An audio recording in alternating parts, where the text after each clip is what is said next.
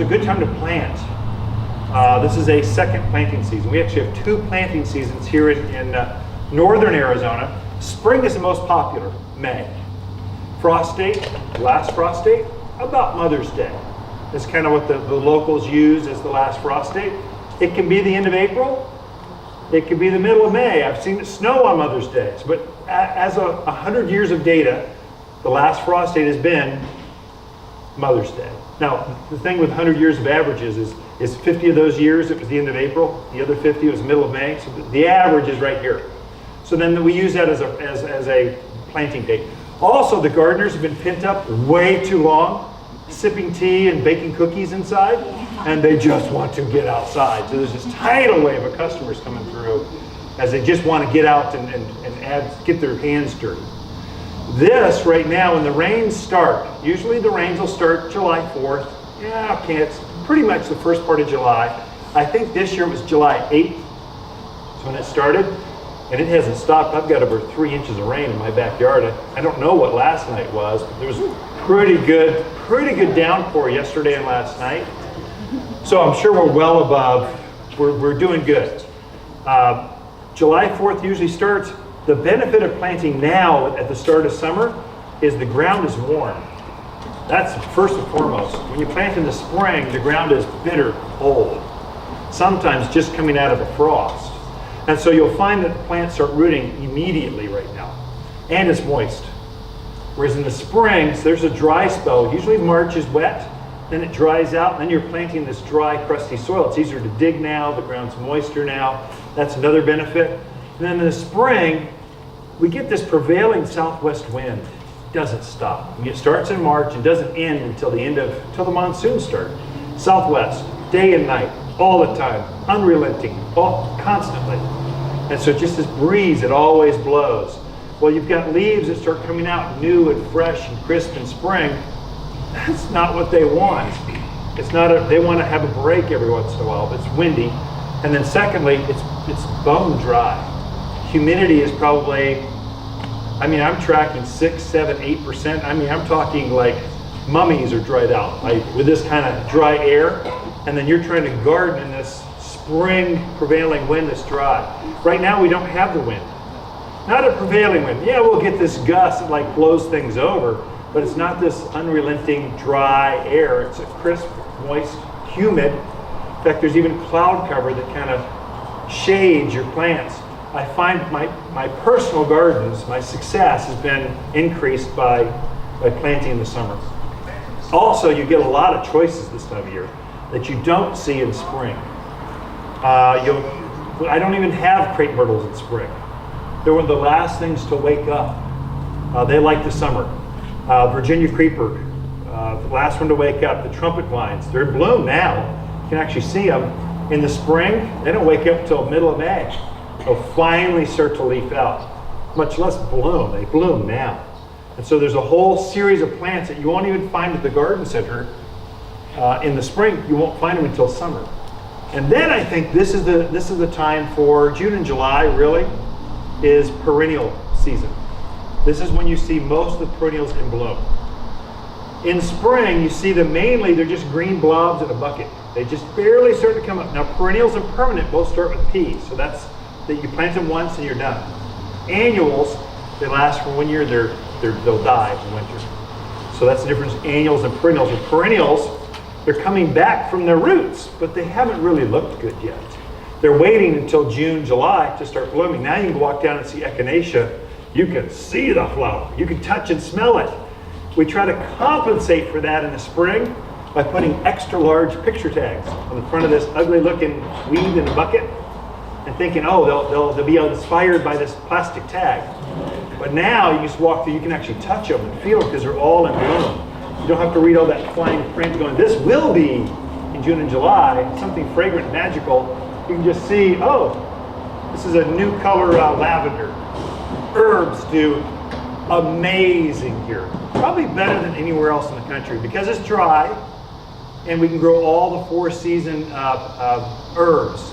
We don't get the disease a lot of the South and Midwest folks get. Sometimes they'll get these black fungal things happen because we're drier.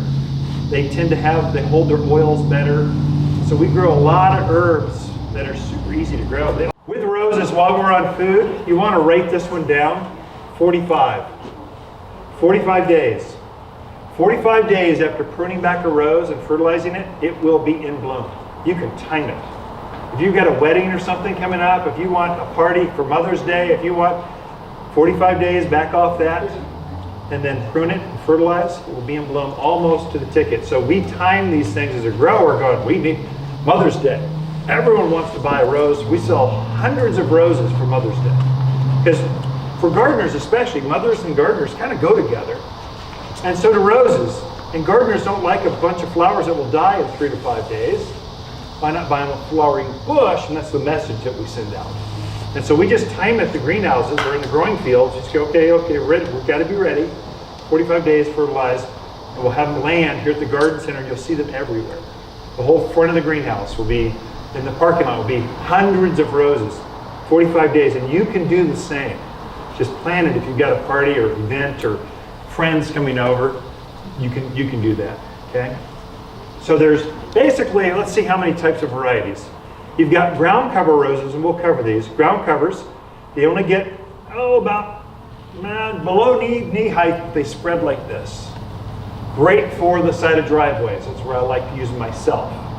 Great for in containers because they're smaller. They just they're easier to maintain. Those are ground cover roses. What's another name? Spreading roses, mainly ground covers, what the name is. A bigger version of the same thing is called shrub roses, what your grandparents called them. The new name, sexy name, is knockout rose. Basically, it's the most oldest rose that's been around. They just gave it a new name and said, just put it on the ground. Yeah. Same small flowers, so smaller flowers for knockouts or shrub roses or ground cover roses, but they make up for it in sheer quantity. The benefit with those two is they're not grafted onto a special rootstock. They're on their own rootstock, not this tree rose. Let's say this rose looks like, I better make sure. Cinco de Mayo shrub rose. Isn't that pretty? Just screams, I love Arizona. This is a shrub rose. Your grandparents grew these all the time. It's not special graft. It's on its own rootstock. So if winter takes it back to the ground and it comes back again from the roots, it looks just like this. Other roses that are specially grafted. Now these are the really fancy ones. Hybrid teas. Those are your long-stemmed roses. Those are the ones you get at Valentine's and Mother's Day for birthdays. Those are hybrid tea roses. One rose at the end of a long stem. Floribunda rose is a long stem rose, but then it erupts like a firework. So it's got a cluster of flowers on the end. That's Floribunda rose, okay? And then if you just can't decide, you go with grandiflora rose, which has both on the same bush. You'll get some long stems and you'll get some clusters of flowers on the same bush. Generally, grandifloras are big roses. They're going to get head height, sometimes bigger. Your floribundas and hybrid teas generally stay hip high, but cute little things like this. That's typically what it is. Then you get into climbing roses. They're just going to go, they're going to cover a house, they're going to go down a fence line, barbed wire fences, the chain link, they like to climb, arbors, pergolas. Those are climbers. Thank you, Doug. In fact, I'm going to go over, let me just take my list. I'm going to send you all, where's my handout? Yeah. So, I've got my handout I'm going over right now. Rose Basics 101, 2-page handout. I'm going to email this to you. So you don't have to take, you see a lot of notes going on. It's good to take notes, but if you want, I'll just email this to you at the end of the day. Not the end of the day, that's probably too soon. By Tuesday, see me through the weekend, you'll have a copy of this and just go over the foods, the bugs, the pests, it's got the whole thing. I tried to narrow it right down for you. So you'll have this, okay? That's my plan. And then you've got, let's see, varieties. Carpets, shrubs, hybrid teas, floribundas, grandifloras, climbers, and then David Austin. David Austin are fancy English roses. You'll see them named David Austin Rose. Usually they got a name you can't pronounce. It's like it's Scottish or Gaelic or something, some kind of named after a castle or something. Those are going to be your David Austins. I find David Austins, they're fragrant. The flower looks like a peony rose, much more petals. I personally don't like them myself. This is just me. My name's Ken. I'm your friend. We're just neighbors talking over the fence. I've struggled with them. They tend to be more bug attractive. I think the fragrance or something there's like a magnet for insects. So I find the flowers are pretty when I get them. They don't bloom quite as strong, and they're like, I have problems with insects. I generally don't like to spray if I don't have to. Okay, so that's my personal experience. I've grown all of these over the years, different properties. I've grown them all. This is really good. This is a great place to grow roses. The reason is the same way for the herbs. It's drier, so we really don't get black spot. Like the Midwest and South are famous for black spot. It'll kill the rose. This black gets down the cane and just kills the bush. I think I've seen 5 cases in 20 years of black spot. It's so rare. We do get some mildew, powdery mildew. It's where the leaves turn white, and it's a bacteria. It's basically athlete's foot of the foliage. It's that. Just eats the sugars in the leaves, and so it'll just the new growth will be all white. It's called powdery mildew. Easy to spot, easy to solve. If you know how to solve that, you just spray it. What I do, if I have it, I spray it with Infuse. If I have any kind of bacterial disease, leaf spot thing, I spray it with Infuse. This is not, you folks watching on, Infuse right there. This is right, Infuse. Okay, so this is what I'll spray it with. This does not solve bugs. This only takes care of mildew, leaf spots, disease kind of things. Very specific. This is not organic. Generally, I try to go organic. But for my roses, I'm less particular. I would never spray this in my pumpkins or my squash or in my vegetable garden. But I would do it in a heartbeat on roses because it's systemic. It's the only product out there where the plant will actually receive and take a part of this and it'll actually be a part of the foliage. So you get a better, it's longer lasting. Yeah, it's just better knocked down. So I don't mess around with my roses. I'm gonna go, I want them in bloom, bump, powdery mildew. Okay. I do get a few aphids in the spring and thrip. I know they're coming. They usually show up in March. Aphids start the season in March. You'll get this new growth coming out, and aphids will come out. And those little green kind of insects that come in force, the whole stem will just be covered in aphids. They're very easy to kill. Some folks will say, just hose them off and they'll go away. That's baloney. They just crawl right back up and come back at you the next day. If you're going to spend the energy on aphids, pull out a spray and kill them. Spray them off with death and despair. Don't spray them off with water. So you want to get a bug killer because they come at you. They're winged in spring, and there's waves of aphids just flying in at you. So for myself, what I spray for aphids specifically, I really like this one, Triple Action. This is neem oil. This is organic. So neem, N-E-E-M. You hardcore gardeners know what neem is. Organic oil. The neem has a repelling action, has an odor or smell to it. So it'll coat that. You'll smell it when you spray it. You go, oh, it's got what is that? It's kind of oily, organic spray. So the aphids smell this too and just stay away. So these clouds of aphids flying around in March, they'll kind of go, now I'd rather go eat the neighbor's rose. You want the bugs to go to your neighbors. You don't want them coming to yours. And then also it's got permethrin in it, which is organic. It's like grind up chrysanthemums. That oil, it's got a quick knockdown. So it kills on contact. And then the neem oil also keeps them away for a while. And if that sprays on the ground, it's safe for pets. What I do with my pets, I'm worried about birds because I'm a bird gardener. And by then the birds are migrating up. So we're on the migratory path. So I'm really worried about my birds. And my dog. I'm worried about my dogs too. And my kids if I have to. But basically, This is good. I keep them off the area until it's dry, which in March, it's usually pretty dry. It'll be 15 minutes. I mean, Arizona, but during the day, just keep them out of the area until it's dry. That's just common sense. I try not to spray the dog bowl. I mean, it's a basic common sense. So I'm fine with that. Also, one thing to watch if you're spraying right now, even organics, great knockdown. I wouldn't spray in the middle of the day. Mainly because it's up in the 90s, it can be when it's not raining, it can be warm.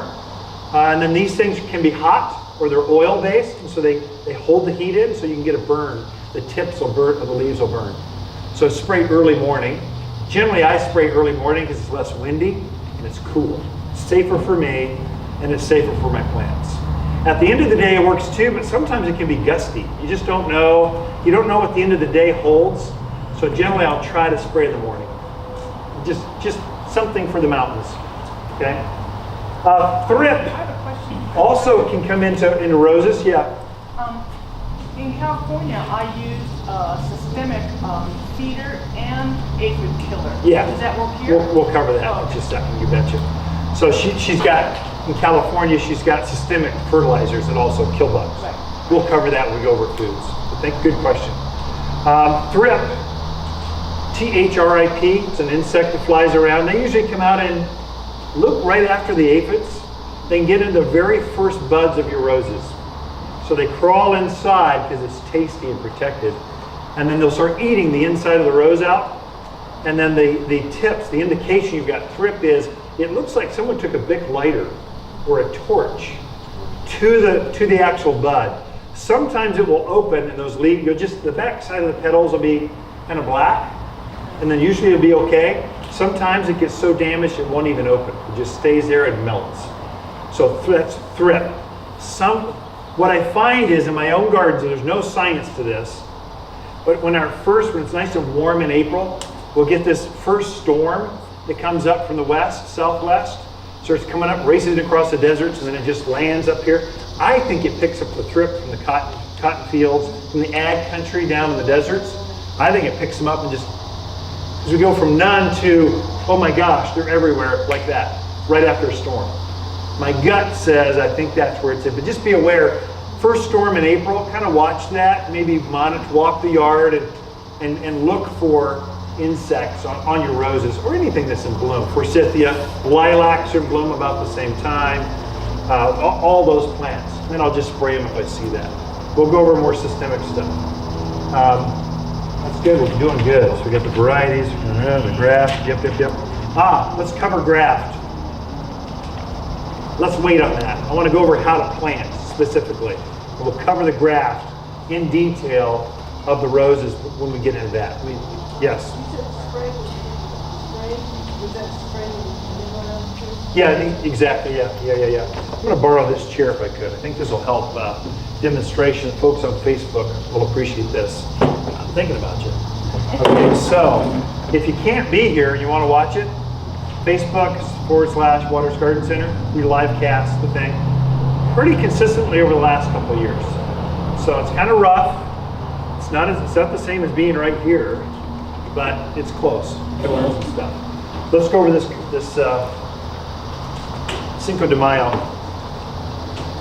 When you're planting, do not dig very deep. I'm going to save you guys a lot of trouble. You contractor folks, you folks with backhoes, this is going to be hard for you, okay? You just think you got to go down. I've seen guys having holes up to their chest and going, what are you doing down there? Get out of there. They're thinking it'll be better. It doesn't do better, it does worse. You want your soil to not settle. You want everything to be at grade or a little above grade when you're done planting. This is really important because you're getting this influence from the deserts. I mean, Phoenix is not getting rain like us. They haven't had 3-4 inches of rain. They've had like one storm that hit their neighbor across the street and they haven't had any. So it's these storms that they get some rain, but not like us. We get this consistent afternoon summer rains. 2 or 3 times a week we'll get this moisture. That and you've got your irrigation going at the same time, that's going to kill plants if you're not careful. Especially roses or things that bloom. It will especially get it to where, at the very least, they'll stop blooming. where it should be in full glorious bloom right now. Your roses should be over the top right now because of the moisture and the rains, that kind of stuff. You fertilize, okay? Here's why we don't want to plant in a divot. You'll hear this where we want to rain harvest. We want to gather this up. This is a desert mentality. And all of our news is broadcast, not from here, they're broadcast from the deserts. All of our university information is from U of A, Tucson. And that's not for us, it's for there, the deserts, agriculture. Here we want the water to shed away from the roots. Because if you have your irrigation running and then you fill up that hole by rain harvesting 2 or 3 times a week, that plant will never be able to breathe and you'll start to get root rot pretty quickly. Like within just a couple of weeks of that, it'll start to damage the roots. This is super important for that 69 corridor, the ranch up by Hills, Prescott Valley, all the way out to Cordes Junction. Heavy clay soils and caliche layers.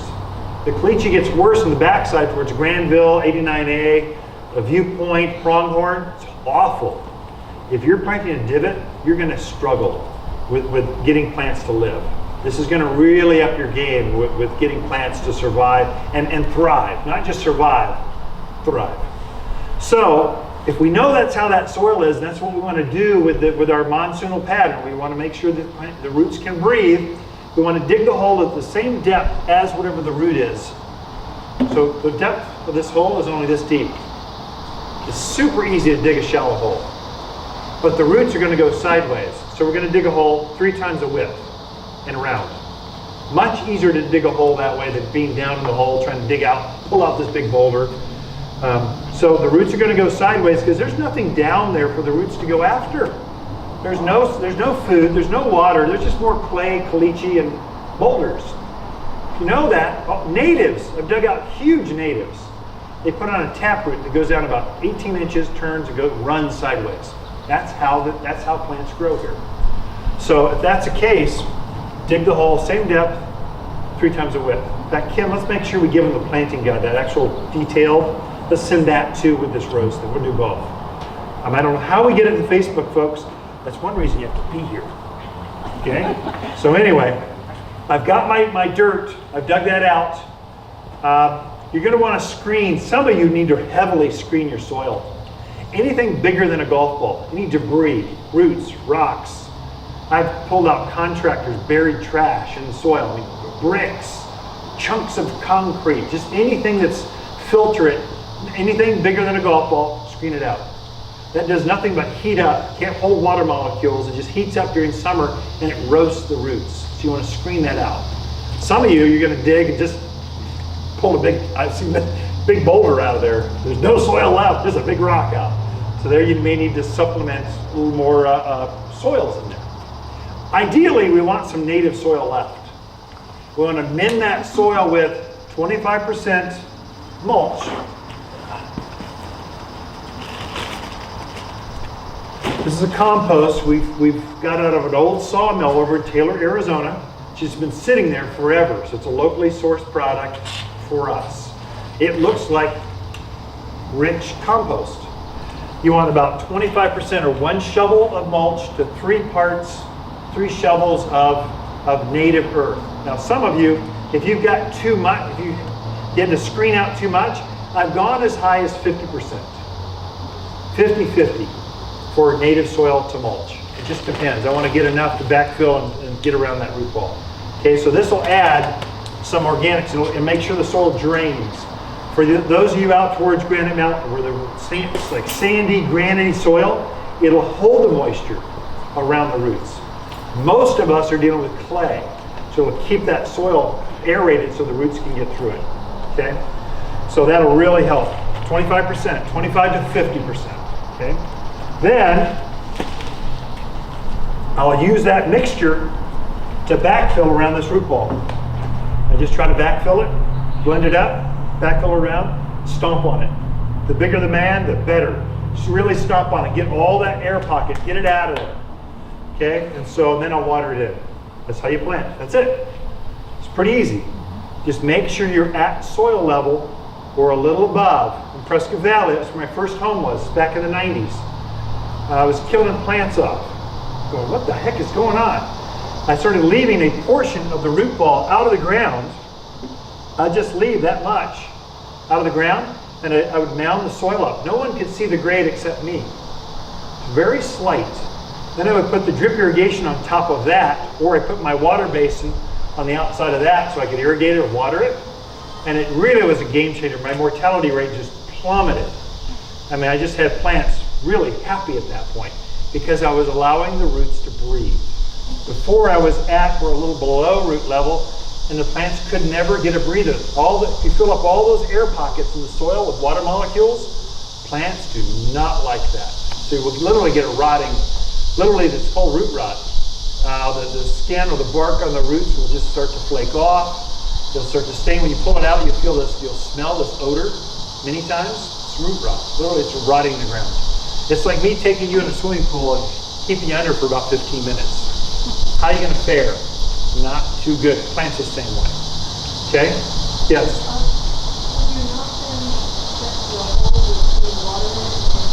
If you're, okay, good question. So she's saying, should I check the hole for drainage or does it perk? If you're on septic, before they put that septic field in, they actually do a test to see how fast the water drains away. So they know how much septic line to put in, how much leach field to put in. Some of you it wouldn't perk at all. You had to put alternate systems in, that is above ground aeration, all kinds, it gets crazy complicated. So if you're worried about drainage, that is, you're not sure if that clay will let the water out, I do recommend testing. This would be important. Now, again, that 69 corridor was real heavy. The clay right now is so heavy that if you walk on it, just open ground, you'll literally start to grow as the clay sticks to the bottom of your feet. That's not good for plants. There I'll check. I'll fill the hole up at the beginning of the day. If there's still water sitting in the hole at the end of the day, you've got problems. You did not dig a planting hole, you dug a bathtub, is what you dug, without a drain plug. So if we're planting for you, we have a jackhammer on the truck, so we'll come out those areas, and usually there's a caliche layer or a rock shelf, something's underneath that. We'll take the jackhammer, we'll dig what's called a chimney. Just a portion of the hole we'll try to fracture. We'll just take that jackhammer and try to break up that soil. Test it again. All of a sudden, if you get to the next band of soil, it'll start to drain. You'll see this on the road cuts. You'll see the different stratas of the soil. All you need to do is get to the next layer. Usually it's just a few inches down, and it will start to drain. Usually that's the case. Sometimes you'll meet a chalky, kind of a gray layer. That's caliche. It's a calcium layer. It's usually anywhere from 4 to 6 to, I've seen it as deep as 18 inches. And crazy deep.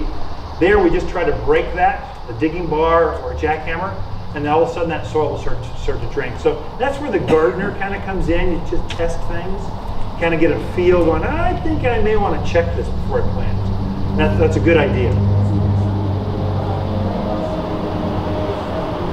Okay, so is there a clay buster? So if you read the bag on gypsum, it says, oh, melts clay, makes rocks go away. It doesn't do that.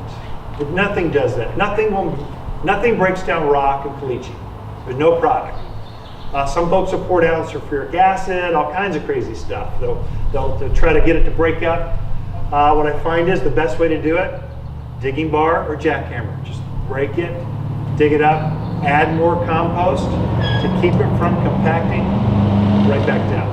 That's the best thing you can do. What gypsum really does, all these products that they say makes clay go away, what it really does, it helps leach out the minerals so that, now we're off the topic, but while we're on planting, that white buildup you see in your bathtub or in the sinks or in the toilet, that white mineral deposit, that also builds up in your soil. And it will clog the pores in the soil. What those products really do is it helps to flush those minerals out to open up the pores that are already there. It doesn't break up rock, it simply helps aerate getting that minerals out of there. That's what gypsum truly does. So I don't recommend myself to my customers or my friends, that's you all, I don't recommend using gypsum. because you don't have that yet, not in a new garden. That's something down the road you're going to deal with. And if you amend it properly, if you take your mulch and you get some organics in there, that's going to attract the worms. It's going to create mycorrhizal fungi colonies. The organics within the living things in the soil will keep the soil open for you. So you should ideally never have to use gypsum, unless you need some calcium or something from tea. You should, if you do it this way, you shouldn't need gypsum ever. Okay, but some folks do it anyway. I don't. Yes. You said about watering that you put like putting a drip system right in the rose. Yep. Now that rose is planted in the ground and the roots go this way. Yes. If you put something in one spot, very good. I like it. And we have a big tree. I'm thinking, how does it get to the roots? Yeah. So her question was, this is a brand new plant. The roots are very defined. We know right where they're at. They're right here. So when they're the first year or two, I'll put that drip emitter right on top of the root ball. Now, if we're adding irrigation, if we're coming out to plant for you and we're adding irrigation, here's the general rule. If it's a 1 to 2 gallon plant, 1 emitter right on top of the root. If it's 2 gallon or larger, we put 2 emitters. We'll have a spaghetti tubing coming out, tee it off, and put 2 emitters, one on either side of the root. So that's for the first year or two. Now, what happens is, her concern is, the roots are going to start growing. Where should I put the irrigation year 5? Or down the road? What do I do? And we should tune up our irrigation. I have a whole class on that, on nothing but irrigation. I can't go into that kind of detail here, but yes, we should nip off that original emitter and then add 1 or 2 or 3 or 4. If it's a great big tree, a huge Arizona cypress or pine or spruce, we should add some more. So yes, you should tune up or modify irrigation down the road. Right now I'm concerned about rose gardeners want roses. 1 or 2 emitters right at the base, that's good. First couple of years. After that, we can talk, okay? Yep. All right, when I'm all done planting, I will sprinkle some all-purpose plant food. It's a food we put together, decades ago, a long time ago. I like chemical. I like the chemistry of gardening. I like to kill bugs. I like to watch weeds wither and die before my eyes. I like all that. So I play with that. I talk to guys. I hang out with farmers and ag folks. I just have that connection. Right now, I'm lining up. All the garden centers are going to land here in Arizona, Prescott. All the big players in Arizona are going to come to Prescott, Arizona, September. And I'm going to take them to the Verde Valley. And we're going to get the dean of the college to give us a Vitney class, what's going on with students. And we're going to talk to Eric Lomsky over at Page Springs Winery, which is one of the biggest, most original wineries. I'm going to talk to their head grower. I don't care about Eric. I want the grower guys, the nerdy folks that are making the things grow. We're going to get the inside scoop on how many bottles of wine can you get out of a plant. We'll get this inside scoop, and then we'll wine and dine each other, just have a good time. I hang out at that level in agriculture. So I come up with how to make some of this stuff. This is a fertilizer we made for the mountains of Arizona specifically. It's made for us. It's made to get things to bloom. The main ingredient in this is cottonseed meal, which lowers the pH, makes things more acidic, that's good, and it breaks down and makes more flowers. Cottonseed meal, for you rosarians, you know cottonseed. Cottonseed meal, that's what you put on roses right before you put them into the county fair. It brings out fragrance, brings out color, makes the blooms larger. So I'll sprinkle some of this on because it also encourages root growth. And so it's going to make for a healthier plant. And then since it's organic, slowly will break down over the next 3 months or so. So I get a real slow release food over a long period of time, which just encourages root growth. Okay? So I'll sprinkle some of that on. About a tablespoon per bucket size. So that's a 5-gallon bucket, about 5 tablespoons. About a handful. For a 1-gallon plant, about 1 tablespoon. Just a palm, little tiny palm full. It's got directions on there. And then I'll water it in with Root and Grow, which is a liquid, it's a rooting hormone. Again, this is one that I make for here. When the economy tanked, everyone took I don't know if you know this, but they're downsizing the size of products. They're diluting it. It's not what it used to be. They've cut it, is what they've done. And that ticks me off. So I went, that's it, I'm making my own. And so this one's actually full strength rooting. It encourages root hairs. You're gonna break roots when you take that plant out of that bucket and put it in the ground. Well, where those roots broke off, you can actually encourage multiple roots to come out and go into that surrounding soil. Well, that's what this does. So transplant shock and gets it to root stronger, faster. I'll do this every 2 weeks until I see the plant stabilize. I know it's out of that transplant shock phase. Usually a couple times we'll do it. If you're in a really tough spot, virgin soil, Grandview, they just took that clay and leveled it off. That's some hard gardening.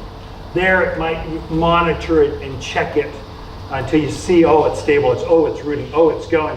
When you see new flower buds and new leaves, you know, oh, it's happy. We've done good.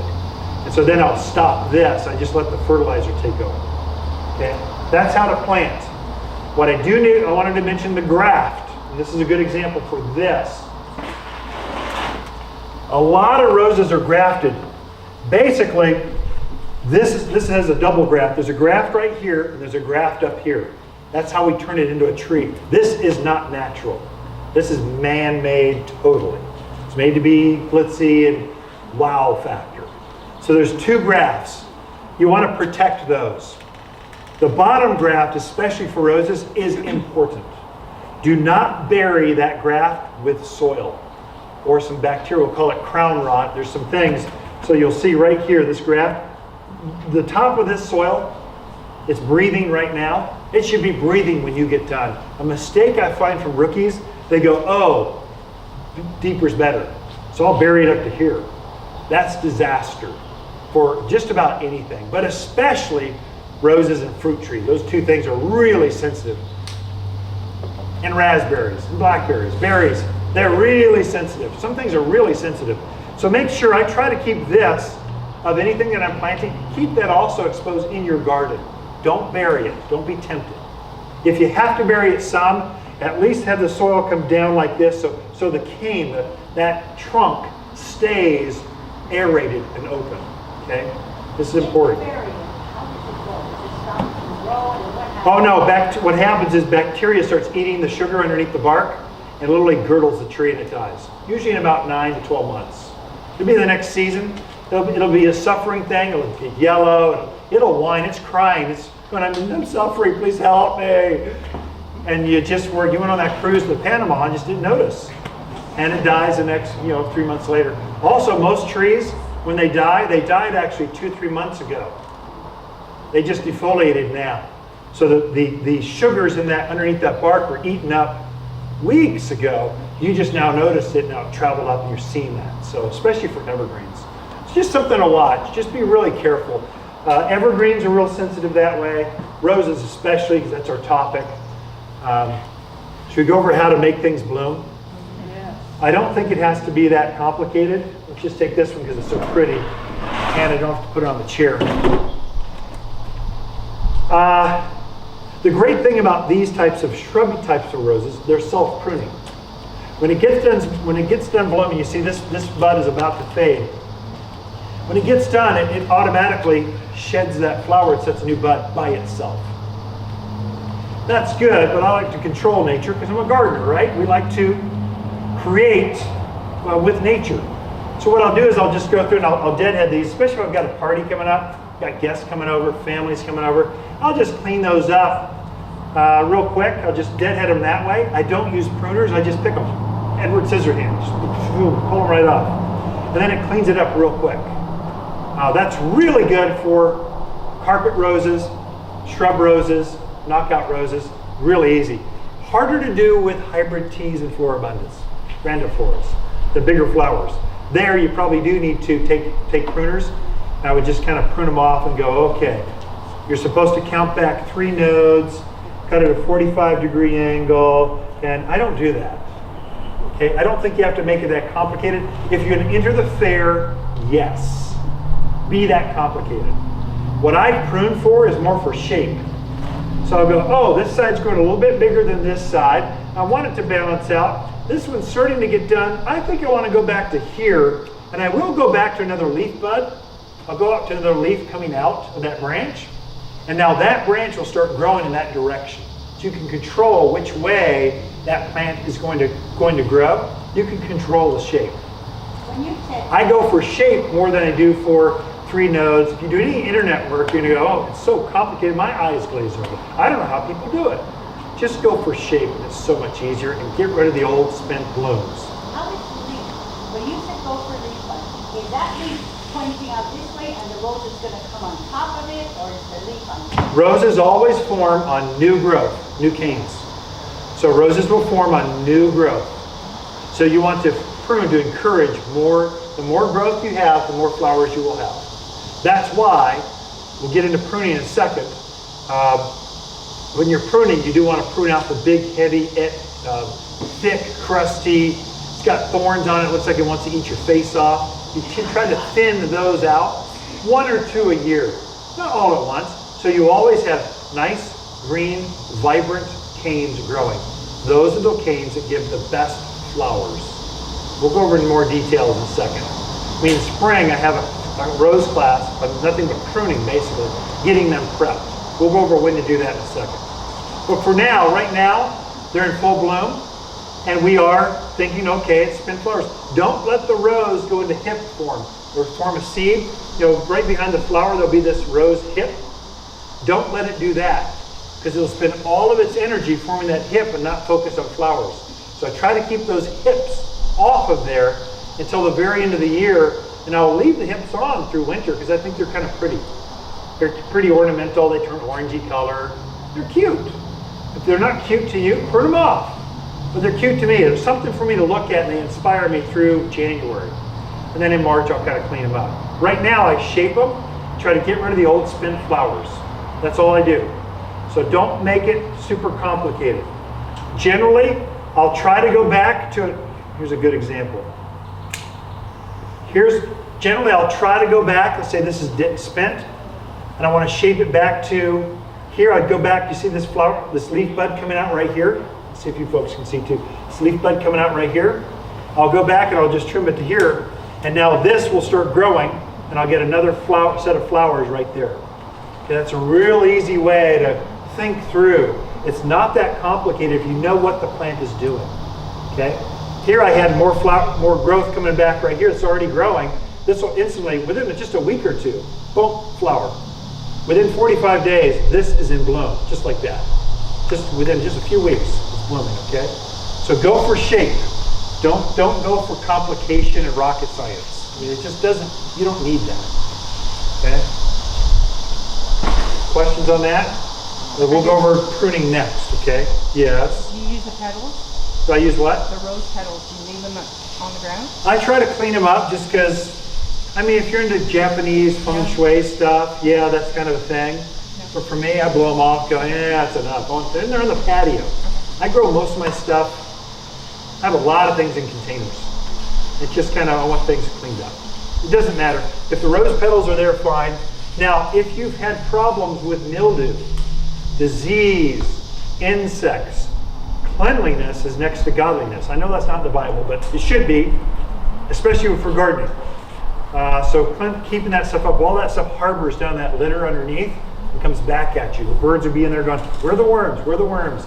I'll look up here and they spread it instantly up to the tree, up to the vine, up to the bush. So cleanliness is good that way. If you haven't had issues, don't worry about it. Was there something else here? Pruning. This is good for you Californians, okay? Phoenix, Scottsdale, Palm Springs. You don't live there anymore. We don't want to do it like that, okay? Or you will blunder, okay? There they prune back in November, December, January. No, fall, early winters when they prune. You don't do that here. You're doomed.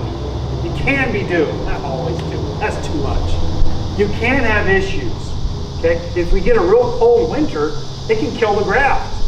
And then you get this wild rose coming up at you that just wants to eat small children and destroy your puppy dog. It's mean looking.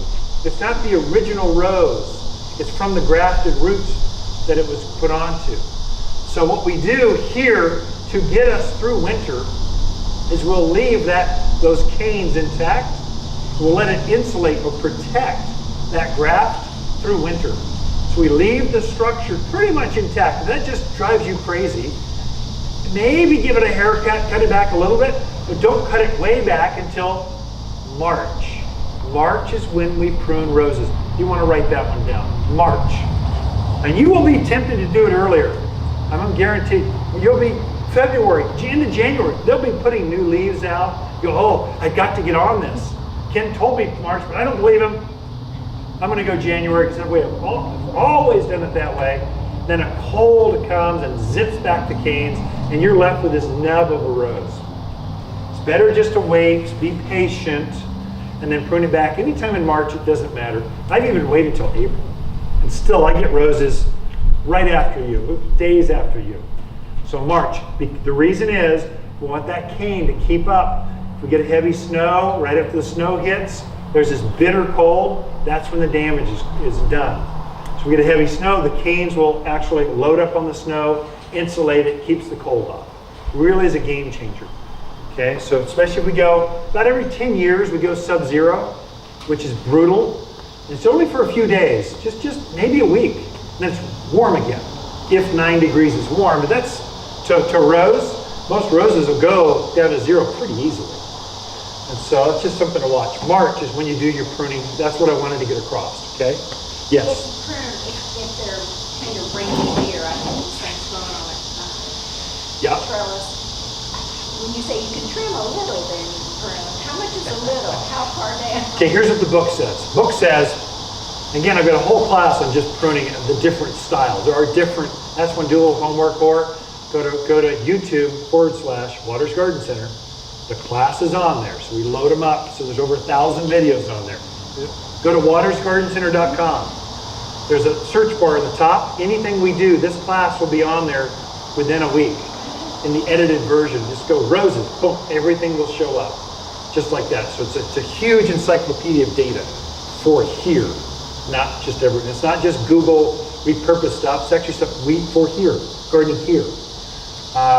If your question though, if it looks a little mangy and out of control, if it's right next to the walkway trying to lean out and grab you, take your hat off every time you go by, cut it back.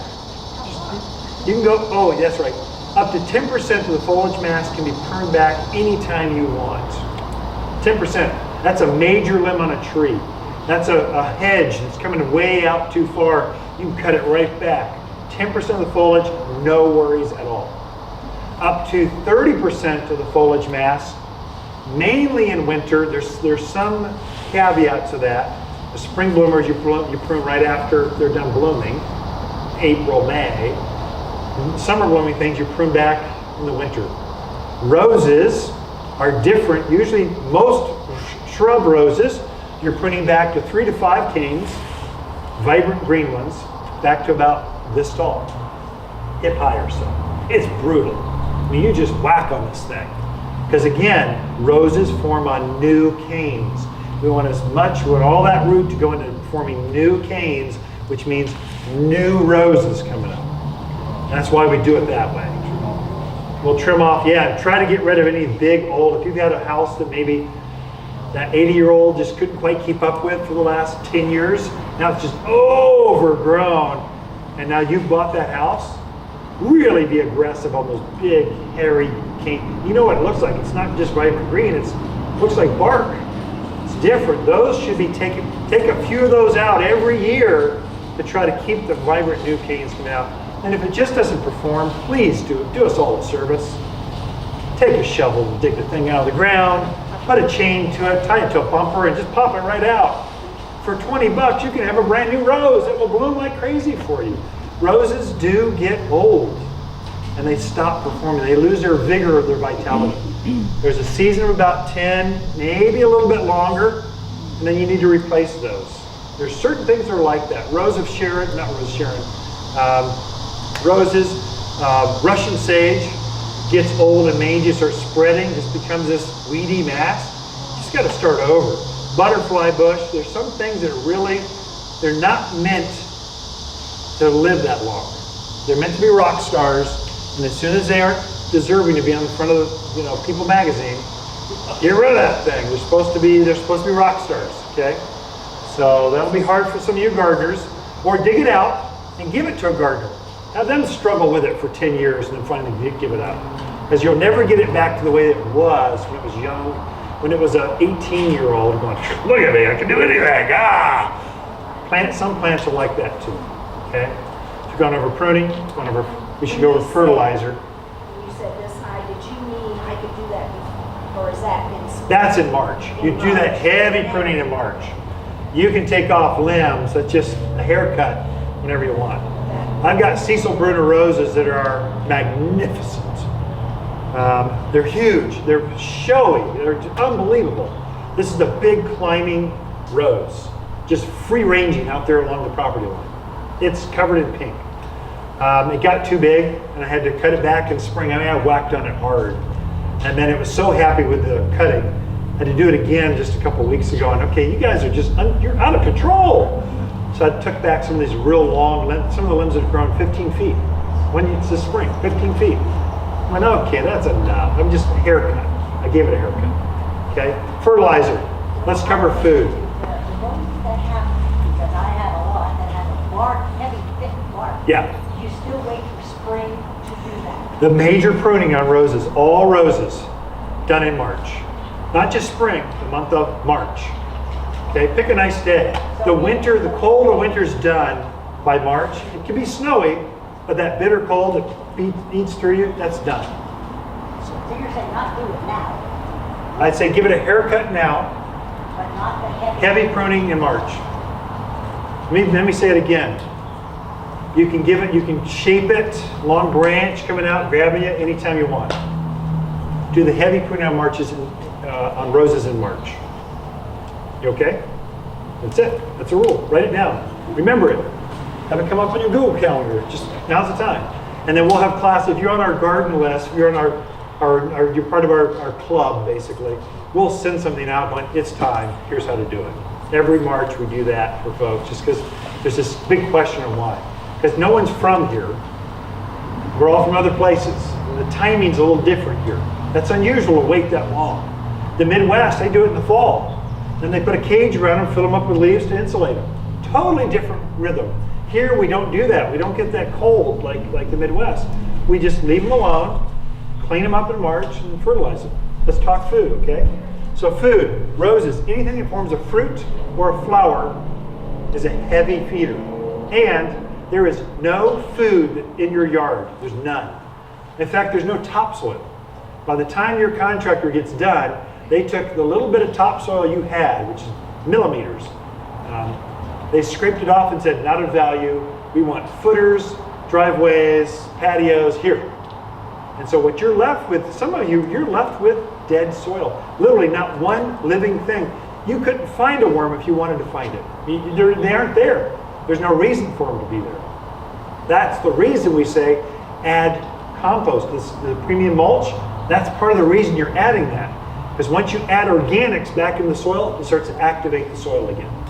So in our plants, all of our plants, we actually front load in our water mycorrhizal colonies, fungal thing. It's a good thing. It's not a bad thing. But there's some things that live and breathe in the soil that trick the plant into wanting to root. It goes, oh, mycorrhizal fungi are here, worms are here. Oh, this is exciting. Oh, it's alive. I should root. This is okay. And so you can get the plants to. That's why some of our plants, we're known as the place where our plants live. That's why, because we're front loading this. If you put some compost with that, it's like magic. It just starts to take off. Okay. So fertilizer. There's no food. I would say use the all-purpose plant food. Greatest food ever. But Ken, what about my vegetables? Would this work? It's all-purpose. Well, what about my lawn? Would it work on that? It's all-purpose. What about my fruit trees? It's all-purpose. Okay, for all things. Fertilizer is just a trick. It's just a trick to get you to buy more stuff. I used to have pansy food, and geranium food, and fruit tree food. It's ridiculous. I'm going, this is crazy. Food is food. The main thing is use organic foods. Stay away from synthetics or petroleum-based. because we're all drinking groundwater. Now I'll get on my soapbox for a moment. I'll sell 4 or 5 semi-loads of fertilizer. I don't know how many tens of thousands of pounds that is. That's a lot. That's a lot to influence our community, to threaten our lives and make it's just enough for me to influence how we live as a community in the Central Highlands.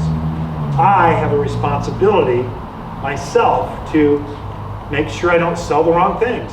And fertilizers, where we can pollute ourselves so badly. All this water is going into the water table right now. If we load up with a whole bunch of petroleum-based, Scott's turf builder, it's going to pick up. It's so water soluble, it's going to pick up, get flushed. You saw what the rain did yesterday. It just whoosh, right through the nursery. And it's going into the water table.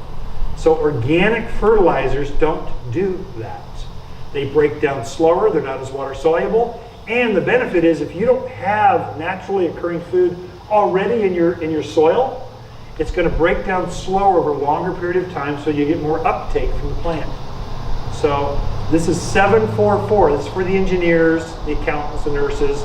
You know who you are, the number people. But the bigger the number, the better it is. Not necessarily. It's how much food can the plant take up of the numbers. If most of it is liquefied and going down the wash, how much benefit was that to the plants? And it's detriment to us. Anyway, enough of the soapbox. Use this every other month. I have that too. I always buy that. But you want Say it again, please.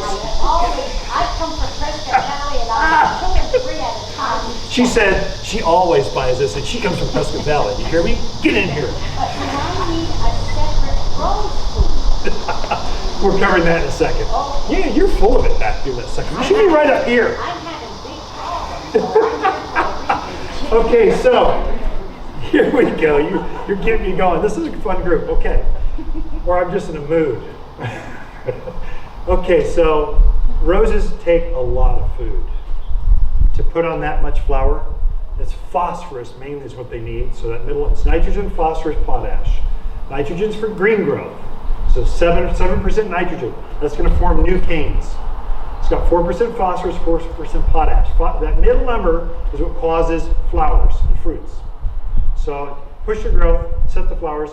Potash we really don't need a lot of here in our soils because our soil naturally has a lot of potash, mainly because all the hilltops were old volcano cores. Thumb Butte, right here, that's an old volcano core. All that ash that was around the volcano core has now settled in the valleys. So now that's in your soil. So we really don't add a lot of ash. Don't ever put your barbecue grill ash into your soil. You will sterilize your soil like that. So trust me, I've tried it, done it. It took me 2 years to recover. Big mistake. It was not good. So just your ash, it belongs in the trash can when it's cooled down, okay? Don't burn down your house, cool it down, then get rid of the ash. Don't add it to your gardens because you've got enough already unless you test it first. Then it says you're really low, but every test I've seen says enough potash. You generally have enough phosphorus, you need more nitrogen, more nitrogen, more nitrogen. Every test I've seen, and the pH is way too high. Every test I've seen come back is that way. The water is just super high in pH. So you want to try to lower the pH, add nitrogen, okay? Coffee grounds are good. We can go into details on this, but coffee grounds, nothing but benefit. You can't get enough of it. You go down to Starbucks right now and get mountains of it. You could not add enough to make a difference. So you want to actually add nitrogen. You want to add a food. It also doesn't break down very fast. It looks good. It's pretty. Add it. Plus it smells good. Go for it. So, okay. Can you over-fertilize? You can over-fertilize unless you're using this. I did have someone over-fertilize with this last year. He took it and he planted his plant in the fertilizer. We have a saying in our house, there's a reason stupid is in the dictionary, and that's one of them. If you're listening in, I'm not talking about you. Basically, read the label. If you're reading the label, you're fine. It looks salt and peppered when you're done. Okay? It's got sulfur in it, so it brings a pH. Your water is the enemy. If your plant is starting to turn yellow or it's off color, it's not this rich green. I don't know. It should be rich green like this. That's the way your roses should look. If it's off color, kind of yellow, looks pale, that means the pH has crept up too high. And so now you need to bring the pH down, or you're just completely out of nitrogen. So it just means you need to use this more often, okay? Now, let me tell you a little caveat what I do, because I'm a flower grower, and I love birds. I love hummingbirds and butterflies. I love the garden, it's all that stuff. Right when the rains come, I sprinkle some of this. Basically, this is steak and potatoes. This is hardcore, muscles, I'm gonna feed food right now. This is a Snickers bar. I just want to buzz right now. I've been driving on the road way too long and I'm kind of sleepy and I just want a sugar high. That's this for plants. Superphosphate. Look at it, 0, 18, 0. So I sprinkled this onto my Russian sage about 3 weeks ago. It is the most intense blue you've ever seen. I put it on my Salvia gregae, or autumn sage, a little shrub that has red flowers on it. It was pretty, and now it has more flowers than it does foliage. It is stunning, unbelievable. It's right on the street, and every neighbor comments about it. Just going, whoa. Flowering things really respond to superphosphate. Okay? It is not organic, so for you organic gardeners, so for my vegetable gardens, I do not put this on. I'll use bone meal, some of the other things. And for my flowering things out by the street, I'm just trying to impress the neighbors. This is great. So this is what I use, and I just chuck it on. Some people make it really complicated. You have to dig it in the soil, make it complicated. And I chuck, and I go. Usually while I'm waiting for the girls to get ready for church, I'm gonna be late, I'm frustrated, I'm gonna need Jesus. I'll go out and fertilize before I because it makes me feel better before I walk in late and sit in the back pew. So this is kind of something I'll do real quick and just walk away. Usually just once. Right when the rains come, it's like really a game changer. It seems to really make a difference. Okay? It's like a Snickers. You can't overdo it. It doesn't burn. But if it's not blooming enough, if your roses are not in full bloom right now, I would put both of these on right now, and in just a few weeks, it'll make a huge difference. It'll be like Ken's a genius kind of difference. You'll be talking about your neighbors. It'll be good. Now, we had mentioned systemics. Was that you, I think? So we do sell a systemic rose food with bug killer. This is, be careful. This will kill your dogs and birds and everything else. I do sell it. It's the only one that I have that's not organic. It's for roses specifically. I might use this on my roses in the spring, especially if I like the lighter colors, like blue, violets, a lot of the whites, John Pope, what is that, white flower, Pope, whatever. There's a Pope rose that's white. Doggone, it's gonna drive me crazy now. Pope John. That's a white, beautiful white rose. Aphids seem to like it, or thrip. I use this on those kind of roses. Anymore, I get rid of those roses and go, I'm gonna try something that's not as problematic. So I've kind of curated my rose gardens. But this is really good. Just sprinkle it on, water it in right away. So I'd say water it, get it in the soil so that it's not exposed to the birds and the pets and the kids and that kind of stuff. Just common sense stuff. It says you can just throw it on and walk away, but it's got a bug killer in it, and it's all chemical. So, but it does actually, the plant will absorb it. It will go up through the canes. It will infect the flower bud and keep the bugs out of it, or at least it thins them down enough where it's tolerable. It may not get rid of all of them, but it thins them pretty heavily. Okay. Any other questions on food? That's pretty much it. If you do that every other month, 3 months or so. Generally, we fertilize 3 times a year. If you're doing holidays, it's spring, summer, fall. If you're doing holidays, it's Easter, 4th of July, Halloween. Halloween is the most important fertilizing of the year because the plants are absorbing that food and they're storing that, and that's the food it's going to use for the spring growth, spring flowers, spring bloom, spring fruiting, spring. That's the food it uses for spring. So it's Easter, 4th of July, Independence Day, right before the rains come. And then Halloween. Those 3 fertilizers. You need to be more consistent here than anywhere else in the country because there is no food in your soil. Your plants are more dependent on you than other places. In Midwest, you've got 8 foot of topsoil. You can fertilize once every 10 years, you'd be fine because there's so much soil there. Here you've got literally most of you have no soil. Literally the plant, you can plant it and 3 years later it's the same size. It's almost mocking you going, I will not grow. I'm not going to do this because the soil has no vitality to it. The plant is not responding. It's not being fertilized. It doesn't die, but it doesn't live either. So it's something to kind of watch, especially if you're rose gardening. I read it in an hour and 8 minutes. That's pretty good. Any last questions? Well, I'll hang. We'll do a lot more questions. So Before you finish, yeah. okay, the next 2 classes, Oh I yeah. want to be sure that people know about because they're the first time we've done either one of these classes. Yeah. Next week, it's plant to plate. We have Debbie from the Natural Healing Garden. Any of you that have been at any of our functions here, she's the person that usually does our food here. Yeah. She's going to come and she's going to cook. And she's going to cook using herbs Fresh and herbs. other sorts of plants. Yeah. So that's when you want to be sure. Next week at 9:30. Come early for that one. That'll be packed. Right. Come early and maybe bring a chair. Yeah. The following week, we have creatures that go bump in the night. We have Ann and Paul Schnell, who many of you may remember from the Raptor thing that we've done a couple of times this year. This is a whole different program dealing with owls and bats and things like that. They will have some birds with them. Probably won't fly them like they did this spring and before. But again, so that's the next week. That's I think the 12th. if I remember right. Second Okay. Saturday in Okay, August. again, come early, bring a chair because usually they pack the That one house. had hundreds of people at it, yeah. Okay? I can't wait. I hope they do fly bats in the greenhouses. I'd capture that on film if that happens. Wake up, little man. Wake up. Fly. But owls and bats, we have a lot of owls here. A tremendous number of owls. You just don't see them. And they've got them, so they're bringing them and showing them off. Bring a camera. Bring grandkids. This will be something that's picture worthy. And then Deborah is a tremendous chef. Oh, my mouth's watering thinking about her cooking.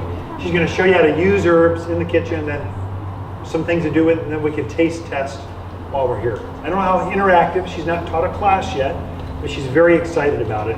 Press releases are going out on Monday just to kind of build it up. So this is one you probably want to be early just to get a parking space. So the whole neighborhood would be clogged, trust me. Okay, any last rose questions? Yes. Always plant them in full sun. Yo, that's good. That's a good one. Sun, how much sun? Roses need at least 6 hours of sun or more. If you planted it there and it had 6 hours and the tree is grown, now it's not blooming, it's reaching out, trying to lean to the sun, that means time for that plant to go. You can try to transplant that, usually in winter. You try to move it to a new spot, or come on down to Waters Gardens and have a new color and flavor you play with, which roses should be changed. You should have fun with roses. There's so many colors, and new ones are coming out every year. So every year this is a new color.